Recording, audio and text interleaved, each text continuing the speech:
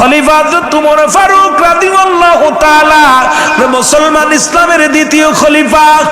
ও যুবক, ওই দুনিয়ার মধ্যে মানুষকে দেখানোর জন্য ছদ্মবেশে এই দুনিয়ার মধ্যে কেমনে রাষ্ট্র পরিচালনা করত, কেমনে জীবন যাপন করত, একটু বোঝালে আপনারা বুঝতে পারবেন আমাদের নেতারা কেমনে চালায়, আমাদের সমাজ কেমনে চলে। খুব খেয়াল করবেন যুবকেরা, আমার যুবক বাবারা যারা আছেন, আজকে মাহফিল কমিটির বাবারা আছেন, বৃদ্ধ বাবারা আছেন, দিলের কান্ডা লাগা শোনো।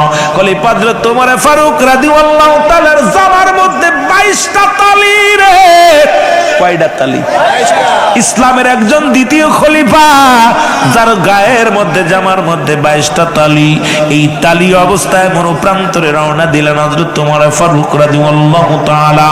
উনি যখন রওনা দিলেন, রওনা দিয়ে চলতেন, চলতে চলতে পিপাসিত হয়ে যায়।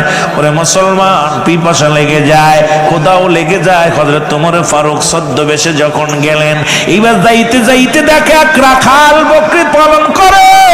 এই বকরিগুলোর ঘাস খায়, ডাক দেবে আসসালামু আলাইকুম ভাই রাখাল।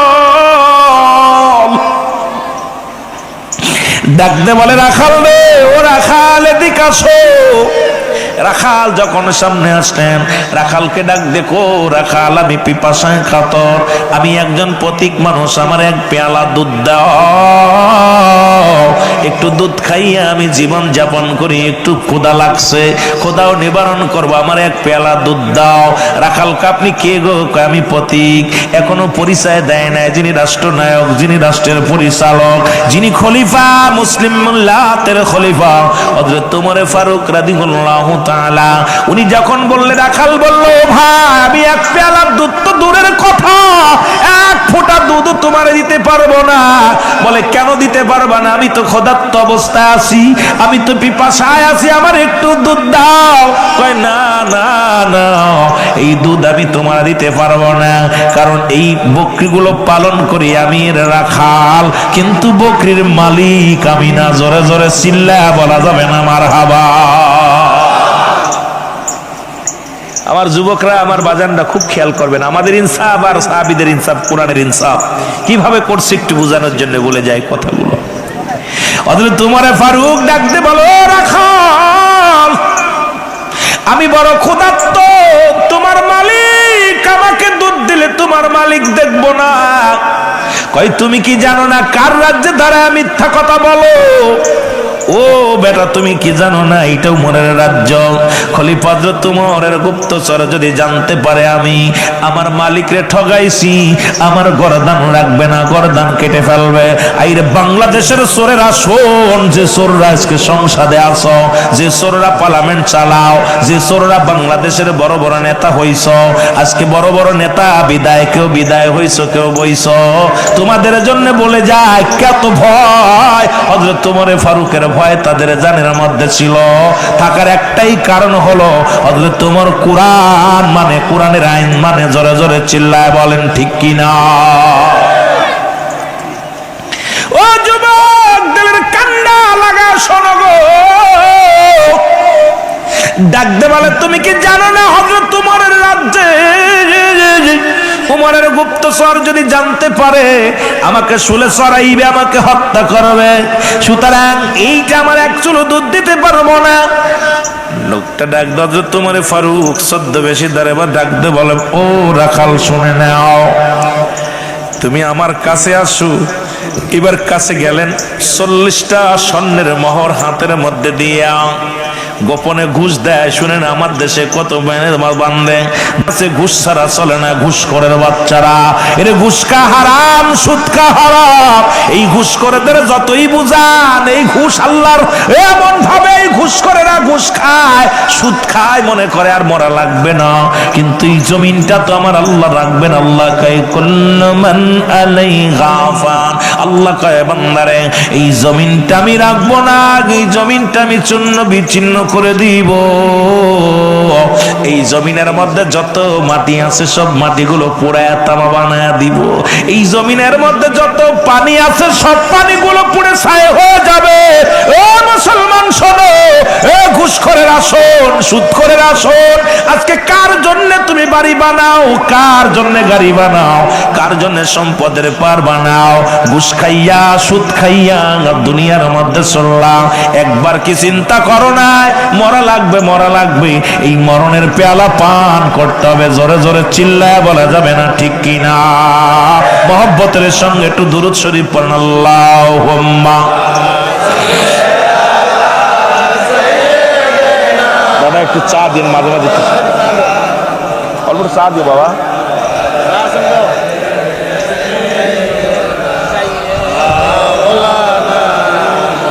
একটু মহব্বতে বলেন, আল্লাহুম্মা সাল্লি আলা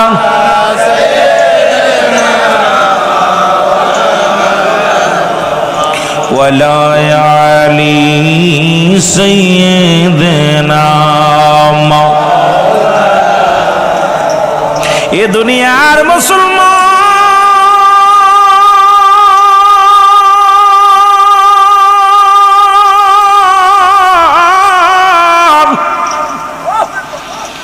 রাখাল ডাক দেখো, পথিক, পথিকিরে তুমি আমার 40টা স্বর্ণের মোহর দিলা, তুমি একটা মুনাফিক, তুমি একটা চোর। উমর দেখছে না তাতে কি হয়েছে, উমরের গোয়েন্দা দেখছে না কি হয়েছে? ওরে মুসলমান, আমার মালিক দেখছে না কি হয়েছে?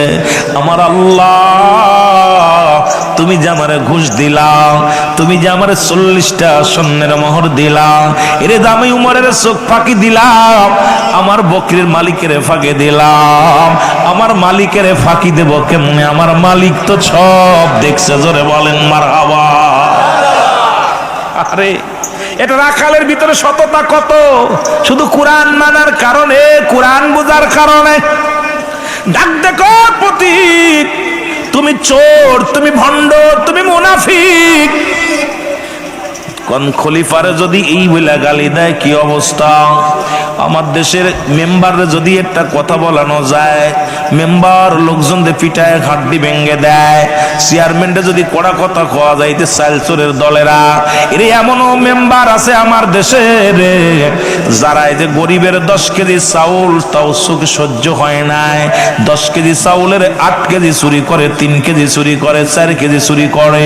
এর চোরের দল। শোন, এই চোরের দল কেমনে বুঝাইব? এরা গরিবের হাত মাত্র 10 কেজি চাউল, তার ভিতরে 3 কেজি চুরি করে। এরে আল্লাহ এদেরকে কবে এদের পেট ভরাইবে? সমাজের মধ্যে কবে ভরাইবে? আরে দাড়িও দেখলাম, মাথার মধ্যে টুপিও দেখলাম, লম্বা দাড়িও দেখলাম মেম্বারের। ওরে 7 কেজি করে চাল দেয়, 3 কেজি করে চুরি করে। এই চোরদের বিচার দুনিয়ার মধ্যে করার দরকার। জোরে বলেন ঠিক কিনা? গত কয়দিন দেখলাম, আহারে ঈদের আগে গরিবের 10 কেজি করে চাউল দিছে, এড়ার মধ্যে বাঘ বসাইছে। এক সাংবাদিক ধরছে, দেখলাম বরগুনার এক চোর মেম্বার, এই লম্বা দাড়ি, মুরিদ বলে চরমোনার।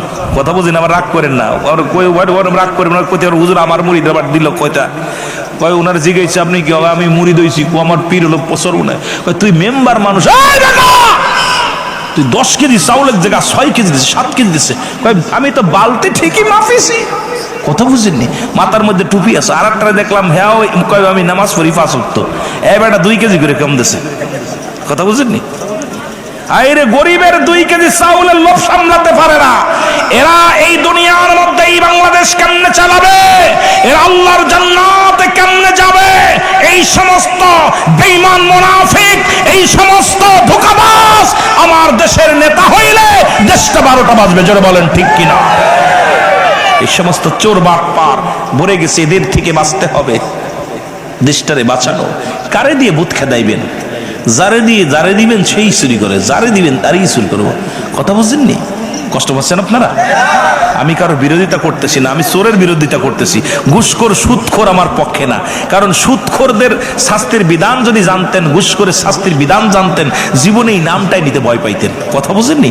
আমি যাইতেছি আস্তে আস্তে, যেহেতু কোরআনের মাহফিল দিচ্ছেন, এখানে যদি কিছু কথা আমি সব আমরা তো বক্তা মানুষ, কথা বুঝিনি। আমি তো যদি সময় পাই কথা বলে সময় শেষ করতে পারবো না বাবা। কথা বলা এত কথা রয়েছে আলোচনার ময়দানে, এইগুলো শেষ করতে গেলে সময় শেষ হয়ে যাবে। তবুও চেষ্টা করি যতটুকু সময় আগাতে পারি। একটু মহব্বতে দুরূদ শরীফ পড়েন। আল্লাহুম্মা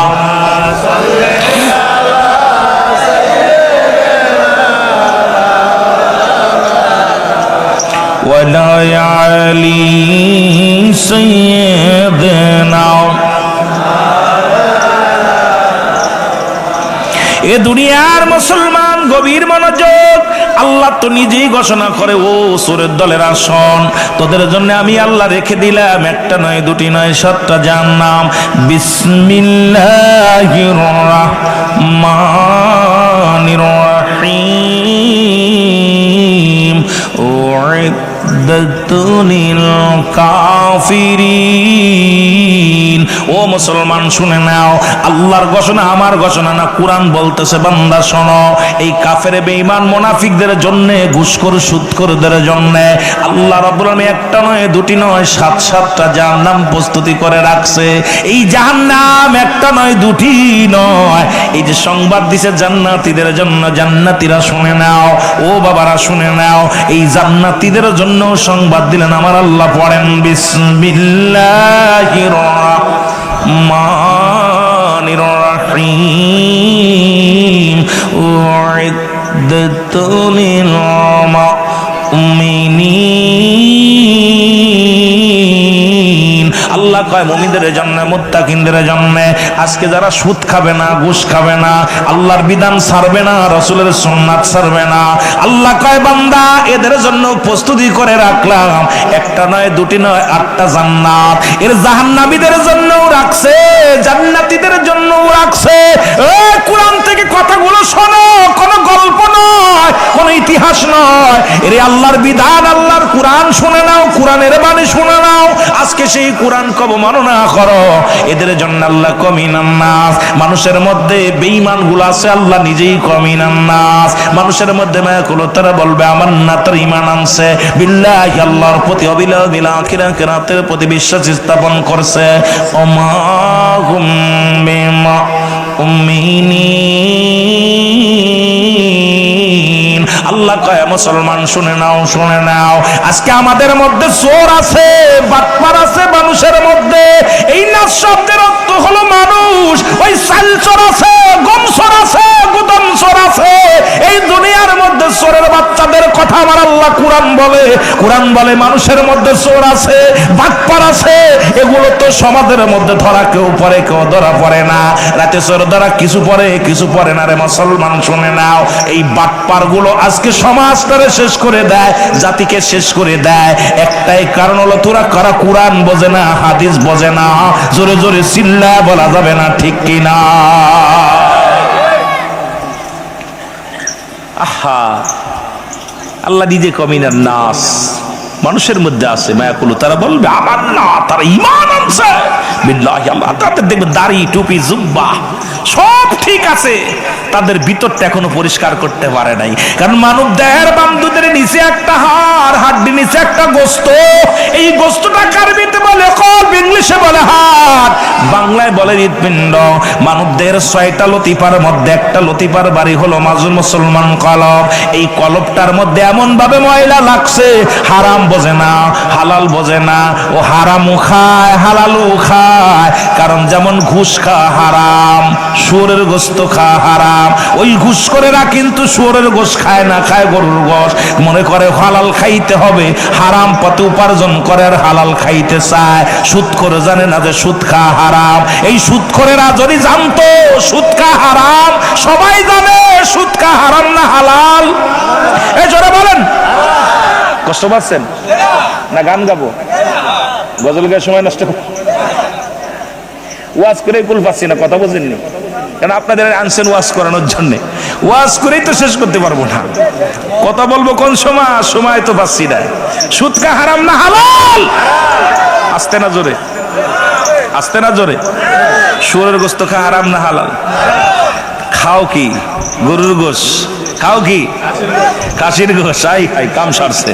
খাসির গোশ খাও কি? মুরগির গোশ। আর অফিসে বয়া খাও কি? কতক্ষণ? ওর হাত থেকে ব্যাগটা কাইরা লইয়া, ও চাঁদপুরের বাবারা শোনো, ওর হাত থেকে ব্যাগটা ছিনাইয়া লইয়া ওরে কি করবা? হাতের মধ্যে 2 কেজি শুয়োরের গোশত ধরাইয়া দিবা, ব্যাঙ্গের গোশত ধরাইয়া দিবা। কারণ অফিসে বইয়া বড় সাধুগিরি করে মুসলমান শোনো। এই জন্য উমরের মতো শাসকের দরকার, আবু বকরের মতো শাসকের দরকার, শেরে খোদা হযরত আলীর মতো শাসকের দরকার। এই দুনিয়ার মধ্যে শেরে বাংলা মুসলমান তার মতো শাসকের দরকার। এই দুনিয়ার মধ্যে বাংলার জমিনটা পরিচালনা করার জন্য গো এমন একজন আল্লাহ ওয়ালা মানুষের দরকার, যে মানুষটার ভয়ে চোখের আড়ালেও গেল ভয়ে কাঁপে। জোরে জোরে বলেন ঠিক কিনা? সব ঠিক আছে, কি অবস্থা?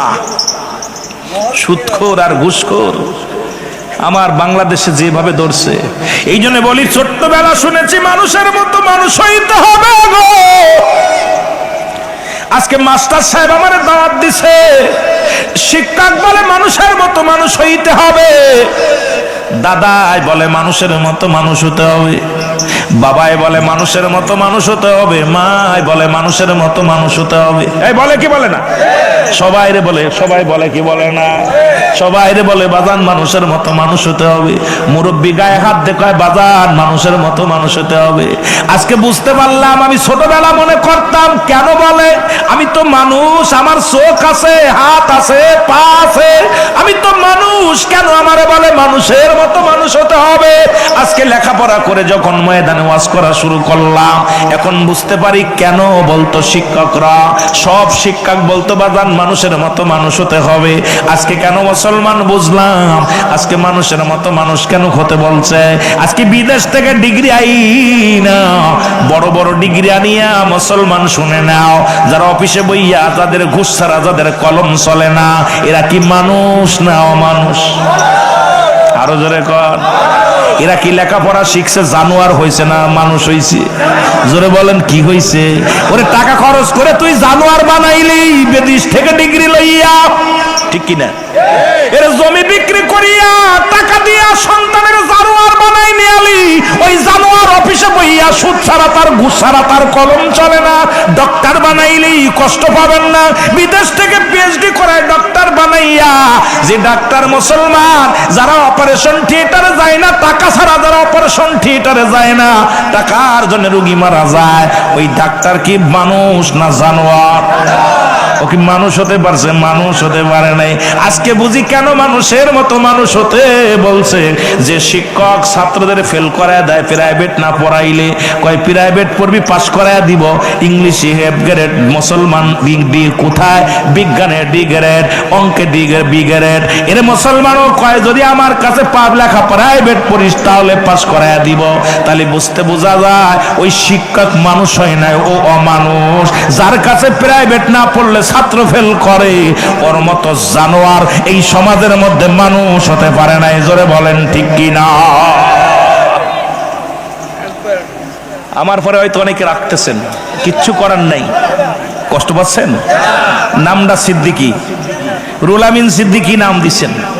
সুতরাং আমার আলোচনা যত ইউটিউবে দেখবেন সব কড়া কড়া কথা, বিড়ির বিরুদ্ধে, গাঁজার বিরুদ্ধে, মদের বিরুদ্ধে, নারীর বিরুদ্ধে। রুহুল আমিন সিদ্দিকীর কণ্ঠে এভাবেই চলছে, কিয়ামত পর্যন্ত চল, যতদিন বেঁচে আছি মোটামুটি এভাবেই চলবে। কারণ আমার কথা হলো হক কথা বলবো। সে যদি চোর হয়, চোরকে চোর বললে চোর কষ্ট পাবে, ঠিক কি না?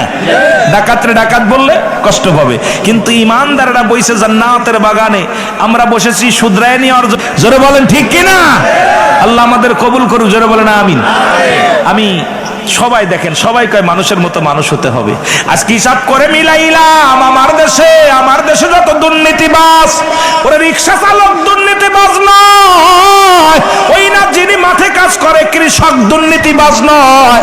আমার দেশের সবচেয়ে বড় দুর্নীতিবাজ হলো বড় বড় রাঘব বোয়াল, বড় বড় শিক্ষিত সমাজ। আজকে তারা মুখে বলে একটা, অন্তরে করে আর একটা।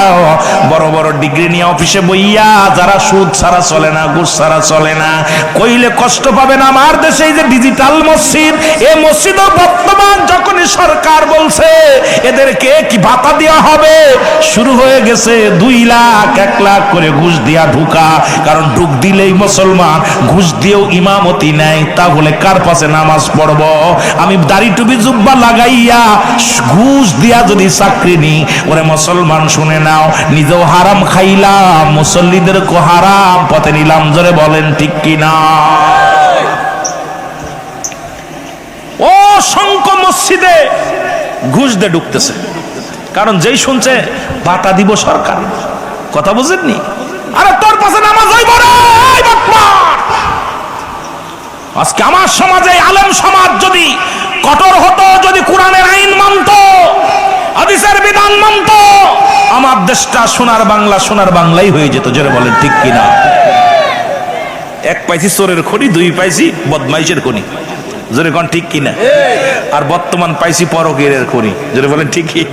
যে অবস্থা চলতে, এর একটা কারণ আছে, আমি যাবো আস্তে আস্তে। আমার মুসলমান বাবারা আমার, শোনো, যে কথা বলতেছিলাম শোনো গো। এই জিনার বিধান হলো, যদি কোন যুবক এই পৃথিবীর মধ্যে কোন যদি অবিবাহিত নারী, অবিবাহিত পুরুষ যদি জিনা করে, শোনো, এই জিনার বিধান হলো, শুনে নাও, শুনে নাও, 100 ডোরা মারতে হবে গায়ের মধ্যে। মুসলমান শুনে নাও, এরপরে যদি মারা যায়, যদি জীবিত থাকে, মারা তো যাবেই, এমন জোরে মারতে হবে। আজকে আমাদের দেশে বিচার নাই, আজকে আমাদের দেশে সমাজ নষ্ট হয়ে গেছে, জাতি নষ্ট হয়ে গেছে। এই যদি 100টা ডোরা মারবে, কয়েকটা ডোরা মারার পর যদি মারা যায়, অবিবাহিত থাকার কারণে ওকে গোসল করাতে হবে, ওকে দাফন করাবেন, ওকে জানাজা পড়াইবেন, কাফন পরাইবেন, ইসলামের বিধান আছে। বাকি ডোরাগুলো থাকলে কবর উপরে মারতে হবে, এটা হলো ইসলামের বিধান। আর যদি বিবাহিত পুরুষ, বিবাহিত নারী যদি জিনা করে, শুনে নেন সাতপুরের বাবারা, ভালো করে শুনে নেন, শুনে নেন, যদি কোন আজকে দেখা যায় অন্য চাষিও যে দেখলাম কদিন আগে, কোথায় নিজের আপন মা, সৎ মার সঙ্গে সন্তান অবৈধ। এ যুবক, বড় লজ্জা লাগে রে যুবক, কথাগুলো বলতে গেলেও কষ্ট হয়। আজকে মুসলমান বাতিজার সঙ্গে চাষি, ভাইয়ের সঙ্গে ছোট ভাইয়ের সঙ্গে বড় ভাবি, বড় ভাবির সঙ্গে ছোট ভাই, আজকে অবাধ মিলামিশা, অবাধ জিনাজ বিচার হয়। এর একটা কারণ ইসলামের বিধান শুনে নেন, কোরআনের আইন শুনে নেন। কোরআন বলতে, যদি কোনো বিবাহিত নারী, বিবাহিত পুরুষ জিনা করে, শাস্তির বিধান হলো এই বুক পর্যন্ত মাটির ভিতরে পুঁততে হবে, এরপরে কঙ্কার মারতে হবে। যতক্ষণ পর্যন্ত মৃত্যুবরণ করবে না, ততক্ষণ পর্যন্ত মারা বন্ধ হবে না। এরে যখন দুনিয়া থেকে মারা গেছে, নিশ্চিত হয়ে গেছেন মারা গেছেন, তখন তারে মাটি করে উঠাইবেন, উঠাইয়া তারে কি করবেন? দিবালয়ে কুকুর শিয়াল দিয়ে লাশটারে খাওয়া দিতে হবে। বিবাহ থাকার কারণে বিবাহিত পুরুষ, বিবাহিত নারীর কোনো জানাজা হবে না, বিবাহিত নারীর, বিবাহিত পুরুষের কোনো দাফন হবে না, বিবাহিত পুরুষ, বিবাহিত নারীর কোনো কাফন হবে না। কোনো মুক্তি যদি থাকেন, আমার কাছে বসেন, আমারে বুঝাইয়া দিতে যদি পারেন, আপনি বসেন। মুসলমান শুনে নেন, একটা বিচার যদি চাঁদপুরের জমিনে হতো, এর বউ আর একজন নিয়ে দৌড়াইয়া পালাইতো না। জোরে বলেন ঠিক কিনা? বিবাহিত পুরুষ, বিবাহিত নারী, এরাম এদেরকে মৃত্যুর পরে এদের কোনো দাফন দেওয়া যাবে না, কোনো জানাজা পড়া যাবে না। জানাজা নিষেধ, কাফন দেয়া নিষেধ, কবর দেয়া নিষেধ, দিবলয়ে তাদের কুকুর শিয়ালদে খাওয়াইতে হবে। আপনি এই বিচার যদি হতো, আপনি সারা বছর যদি আপনি বিদেশে পড়ে থাকেন, আপনার বউ জীবনেও কারোর লগে ডেটিং করবে না। জোরে বলেন ঠিক কিনা? আপনার ভাই জীবনেও কোনো অন্য মেয়ের কাজ যাবে না। কিন্তু ইসলামের বিধান নাই, কোরআন মানেন না, বিলাস অবস্থা খারাপ, কোরআন মানেন না। কিন্তু এখানে বুকে হাত দিয়ে সবাই বলতে পারেন আমরা এখান থেকে বাঁচতে পারছি। কিন্তু আমার বাবারা, আমার দেশে কি করে জিনা কইরা জেলে গেলে ফুলের মালা গলায় নিয়ে ফেরে, এই হলো আমার দেশ। কথা বুঝেননি? আহারে কত কষ্টে যে আছি, এই কথাগুলো আমি বলবো না, আপনি বলবেন না, বললেই দোষ। আমার মুসলমান গভীর মনোযোগ, হযরত ওমর ফারুক রাদিয়াল্লাহু তাআলা মনে আসেনি যুবক? মনে আসেনি? কয় ডাক দে বলে, পথিক তুমি তুমি আমারে ঘুষ দাও, তুমি একটা মুনাফিক, তুমি একটা চোর। হযরত উমর ফারুক রাগেতে টকবক, কিন্তু শেখ দিছে চুপ করে নিরাপত্তা পালন করতে। কইছে বাবা তুমি আমারে মুনাফিক বললে কেন?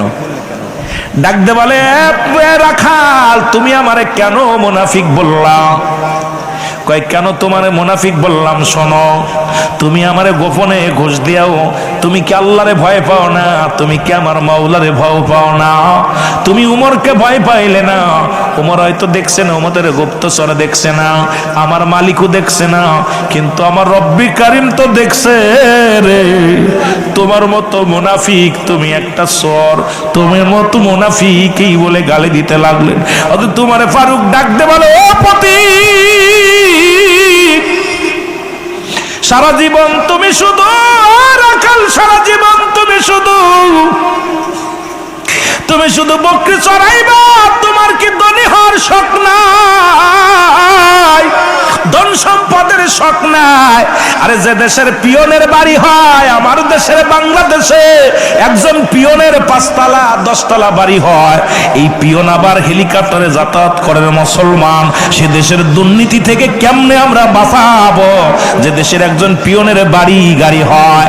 আমি ইন্ডিয়াতে গিয়েছি, দেখেছি বড় বড় অফিসাররা মুসলমান, শুনে নাও, যারা কি চালায়, বাইসাইকেল চালায়, অফিস করে, বাইসাইকেলে চড়িয়া তারা অফিস আদালত করে। আর আমার দেশের পিয়নের এ মুসলমান ভিআইপি গাড়ি পায় কোথায়? গাড়ির উৎস কি রে মুসলমান? বাড়ির উৎস কি একবার যদি তলব করতো সব ধরা পড়ে যেত। জোরে জোরে বলেন ঠিক কিনা? ধরার মানুষ নাই, ধরবে কি? আমি ধরবো? আমি তো দুর্নীতিবাজ, আর ধরবো কেমনে? আমার মুসলমান বাবারা দিলের কান্ডা লাগা শোনো। হযরত তোমার যখন বললেন, বলে পর রাখাল ডাকতে বলে প্রতীক শোনো গো, আমার মাত্র 2টা আশা, জীবনের 2টা মাত্র আশা আছে। একটা হলো আমি ইমানের সঙ্গে যেন আমার মরণ হয় রে, আর ওই মরণের পরে যেন আমার আল্লাহ আমার একটা জান্নাত দেয়। আমার জীবনে 2টা আশারে, একটা হলো আমার আল্লাহর জান্নাত, দ্বিতীয়টা হলো খলিফা হযরত উমর ফারুক, এই রাজ্যের যিনি প্রধান। আমার মনে বড় শখ, তার জীবনে একবার 2 নয়ন ভরে দেখব। আমার 2টা শখ, এই 2টা শখ যদি আমার আল্লাহ পুরা করত, এই 2টা শখ, তবে একটা শখ আমি আমল 5 ওয়াক্ত নামাজ পড়ি, হালাল খাদ্য খাই, সঠিক পথে থাকি, হয়তো আমি ইন্তেকালের পরে আমার আল্লাহ জান্নাত দিব। কিন্তু উমরের সঙ্গে কেমনে দেখা করব? আমি তো একাদিন গিয়েছি উমরের সঙ্গে দেখা করার জন্য, কিন্তু হযরত উমরের সঙ্গে দেখা করা সম্ভব হয় নাই। ডাকতে বলে কেন হয় নাই তুমি বলো? বলে হয় নাই, যখন মসজিদ নববীর মধ্যে নামাজ পড়তে গেছি, দেখি দামি দামি মানুষ, বড় বড় লোকরা, বড় বড় আলেমরা, বড় বড় দামি দামি কাপড় গায়ে দিয়ে নামাজ আদায় করতেছে। আমি ভয়ে ঢুকতে পারি নাই, এই জন্য উমরকে দেখতে পারি নাই। জীবনে বড় 2টা আশা রে, একটা হলো আল্লাহর জান্নাত, আর একটা খলিফা উমরকে দেখা। জোরে জোরে চিল্লায় বলা যাবে না মারহাবা? কয়টা আশা করছে? একটা কি? ইমানের সাথে মৃত্যু, জান্নাত জান্নাত। আর একটা হলো শাসক হযরত উমরকে দেখব, কারণ এই উমর ফারুক এত ন্যায় পরায়ণ বাদশা, একে একটু নয়ন ভরে দেখব। হযরত উমর ফারুক দোয়া করে, রব্বে কারীম,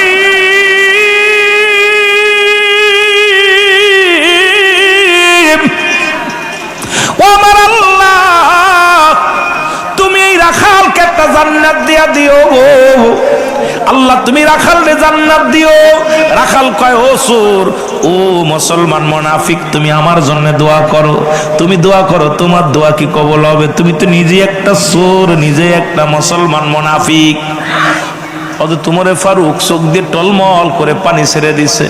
যখন রাখাল মুনাফিক বলে গালি দিছে, যখন চোর বলে গালি দিছে, অথচ তোমারে ফারুক ডাকতে বলে, রাখাল রে, আমি তো আমার জন্য দোয়া করি না, তোমার জন্য দোয়া করি। কই কেমনে বাবলা তোমার মতো সুরের দোয়া আল্লাহ কবুল করবে?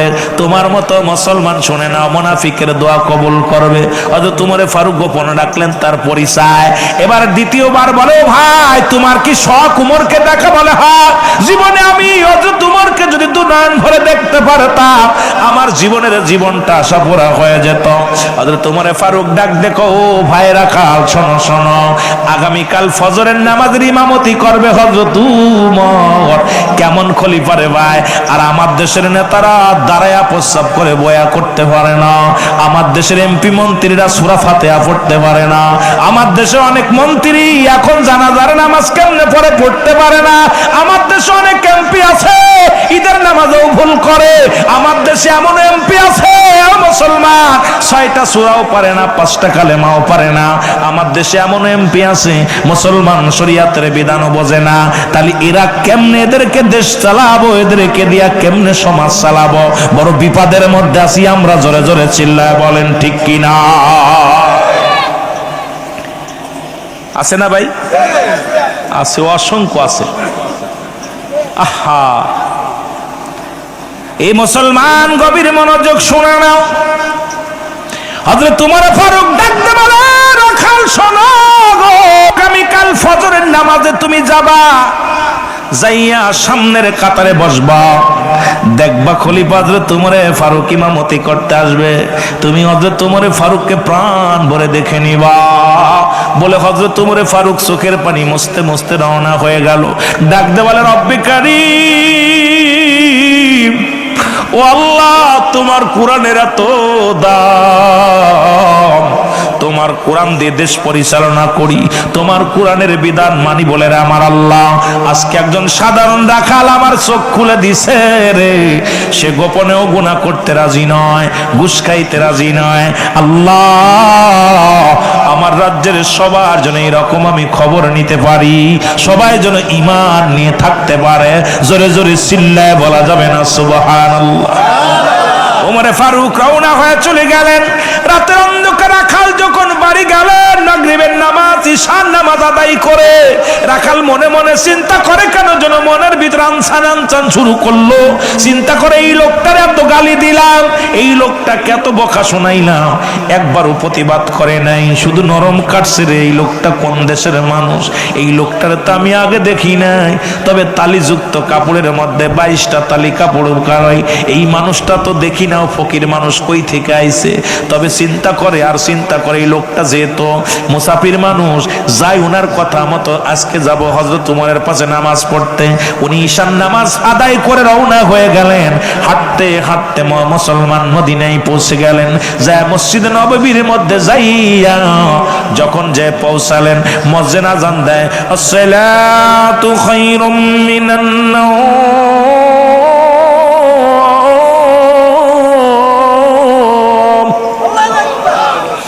আল্লাহু আকবার, আল্লাহু